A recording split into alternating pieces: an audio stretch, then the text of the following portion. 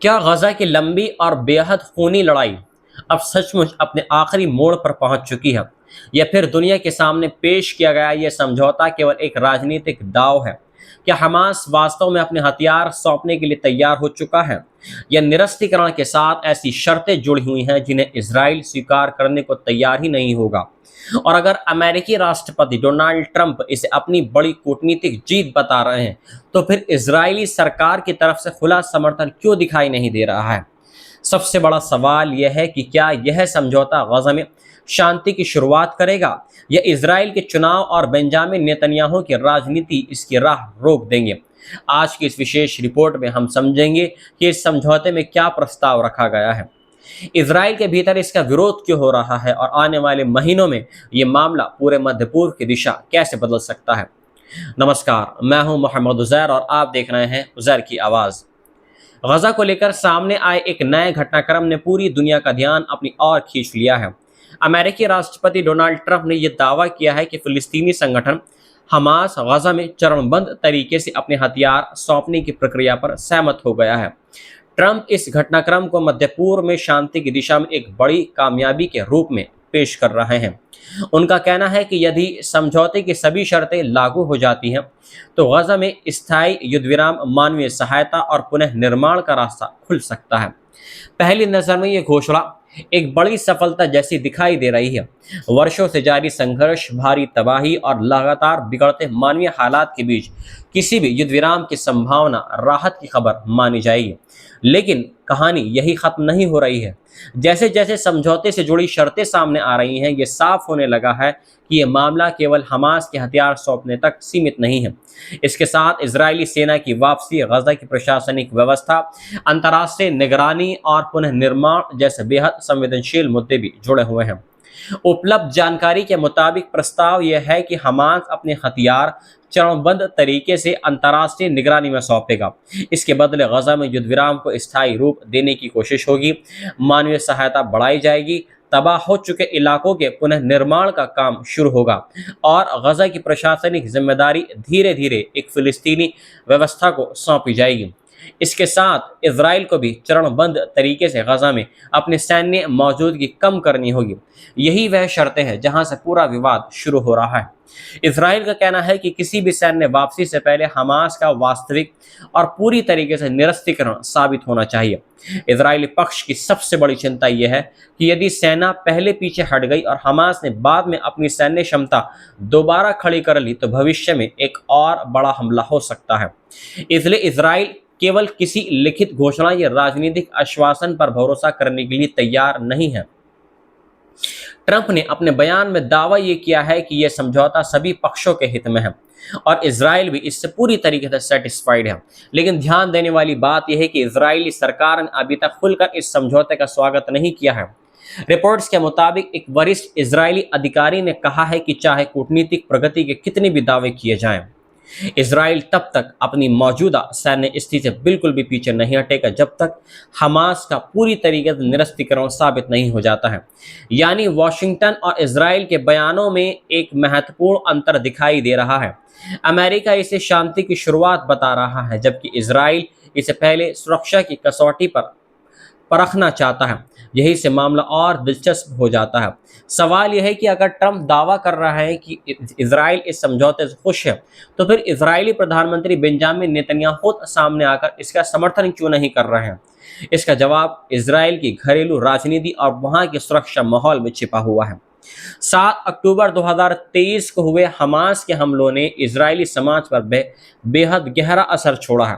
इस हमले में बड़ी संख्या में लोगों की जानें चली गई, लोगों को बंधक बनाया गया और पूरे देश में सुरक्षा को लेकर गहरी चिंता पैदा हो गई है। इसके बाद इसराइल के भीतर यह सोच मजबूत होती गई कि जब तक हमास की सैन्य और राजनीतिक क्षमता पूरी तरह समाप्त नहीं होती है, तब तक कोई भी समझौता स्थायी सुरक्षा की गारंटी नहीं दे सकता है। इस सोच का असर इसराइल की राजनीति पर भी दिखाई दे रहा है। दक्षिणपंथी नेताओं का कहना है कि गजा से सेना की वापसी जल्दबाजी होगी। उनका तर्क है कि यदि सैन्य अभियान रोक दिया गया और हमास की संरचना पूरी तरह खत्म नहीं हुई तो संगठन भविष्य में दोबारा संगठित हो सकता है। इजराइल के राष्ट्रीय सुरक्षा मंत्री एतमार बैन-गिविर जैसे नेता किसी भी ऐसे समझौते का विरोध कर रहे हैं जिसमें हमास के पूरी तरह समाप्त होने से पहले युद्ध रोकने की बात हो। उनके अनुसार युद्ध का मकसद केवल अस्थायी शांति हासिल करना नहीं था, घोषित लक्ष्य हमास की सैन्य और राजनीतिक क्षमता को खत्म करना था। इसलिए यदि हमास हथियारों, लड़ाकों या संगठनात्मक ढांचे के किसी हिस्से को बचाने में कामयाब रहता है तो इजराइल के दक्षिणपंथी नेता इसे अधूरी जीत के रूप में पेश कर सकते हैं। लेकिन विरोध केवल दक्षिणपंथी नेताओं तक सीमित नहीं है। इजराइल के कुछ विपक्षी और पूर्व सैन्य अधिकारी भी सवाल उठा रहे हैं कि यदि युद्ध के घोषित उद्देश्य पूरी नहीं हुए तो समझौते को सफलता कैसे कहा जा सकता है। उनका तर्क है कि किसी भी वापसी से पहले यह सुनिश्चित किया जाना चाहिए कि हमास दोबारा गजा में सैन्य ताकत न बना सके। अब इस कहानी के सबसे अहम किरदार बेंजामिन नेतन्याहू हैं। नेतन्याहू इस समय केवल एक सैन्य सफलता नहीं कर रहे हैं बल्कि अपने राजनीतिक भविष्य का हिसाब भी लगा रहे हैं। इजराइल में चुनाव नजदीक बताए जा रहे हैं, विपक्ष उन पर लगातार दबाव बना रहा है, उनके खिलाफ चल रहे भ्रष्टाचार के मामलों की चर्चा भी राजनीतिक माहौल का हिस्सा बनी हुई है। ऐसे में गजा से जुड़ा हर फैसला सीधे उनकी चुनावी रणनीति को प्रभावित कर सकता है। नेतन्याहू के सामने पहला दबाव उनके अपने दक्षिणपंथी गठबंधन का है। उनके सहयोगी चाहते हैं कि सैन्य कार्रवाई तब तक जारी रहे जब तक हमास की पूरी सैन्य संरचना खत्म न हो जाए। यदि नेतन्याहू गजा से सेना हटाने युद्ध रोकने का फैसला करते हैं तो गठबंधन के कुछ साथी नाराज हो सकते हैं, समर्थन वापस लेने की धमकी भी सामने आ सकती है। चुनावी माहौल में ऐसा कोई संकट नेतन्याहू के लिए बड़ा राजनीतिक नुकसान साबित हो सकता है। दूसरी तरफ उन पर अमेरिका का दबाव है। डोनाल्ड ट्रंप इस समझौते को अपनी विदेश नीति की बड़ी उपलब्धि के रूप में पेश करना चाहते हैं। यदि इजराइल इस प्रक्रिया को रोकता है या समझौते की शर्तें लागू करने से इनकार करता है तो इससे ट्रंप और नेतन्याहू के रिश्तों में तनाव कुछ हद तक पैदा हो सकता है। ये नेतन्याहू के लिए आसान स्थिति नहीं होगी क्योंकि इजराइल की सुरक्षा, हथियारों और अंतर्राष्ट्रीय समर्थन में अमेरिका की भूमिका बेहद अहम है। यही वजह है कि नेतन्याहू की चुप्पी को केवल सावधानी नहीं बल्कि राजनीतिक रणनीति के रूप में भी देखा जा रहा है। उन्होंने ना तो राज समझौते का साफ समर्थन किया है और ना ही इसे पूरी तरीके से खारिज किया है। मुमकिन है कि वह ऐसा बीच का रास्ता तलाश कर रहे हो जिसमें ट्रंप भी नाराज ना हो और उनका दक्षिणपंथी वोट बैंक भी उनके साथ बना रहे। कुछ जानकारों का यह भी मानना है कि इजराइल सीमित इलाकों में सेना की तैनाती बदल सकता है। कुछ प्रतीकात्मक कदम उठाए जा सकते हैं। समझौते की कुछ शर्तें को आंशिक रूप से लागू किया जा सकता है, लेकिन गजा से पूरी सैन्य वापसी नेतन्याहू के लिए राजनीतिक रूप से बेहद मुश्किल फैसला हो सकती है। हालांकि ये केवल अनुमान है और इजराइल की अंतिम नीति आधिकारिक फैसलों के बाद ही साफ हो पाएगी।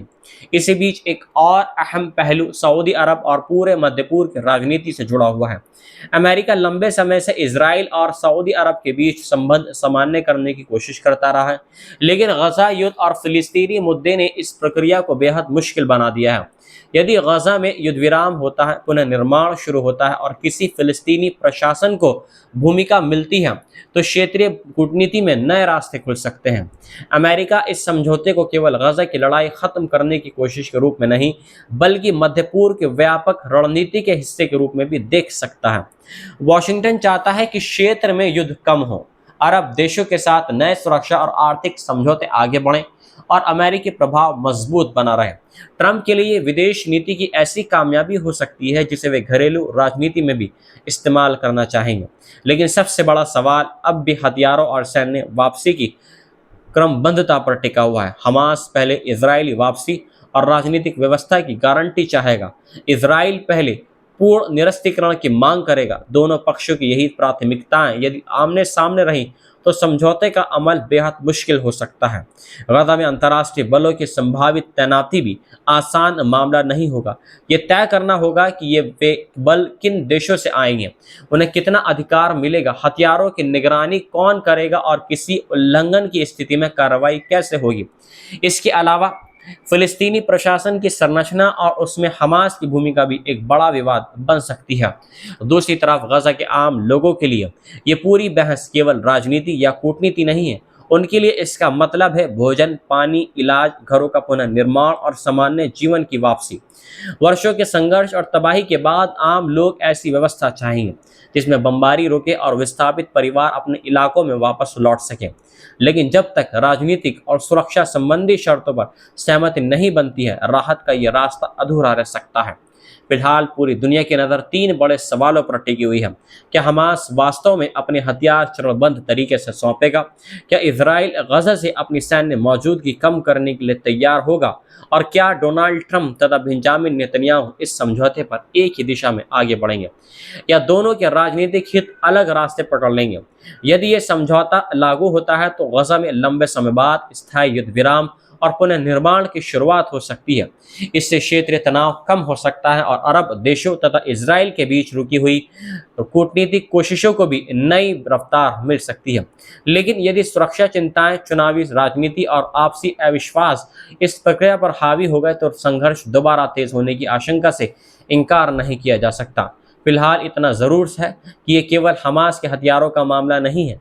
ये इसराइल की सुरक्षा नीति, नेतन्याहू के चुनावी भविष्य, ट्रंप की कूटनीतिक महत्वाकांक्षाएं, फिलिस्तीनी प्रशासन और पूरे मध्य पूर्व के राजनीतिक संतुलन का सवाल बन चुकी हैं।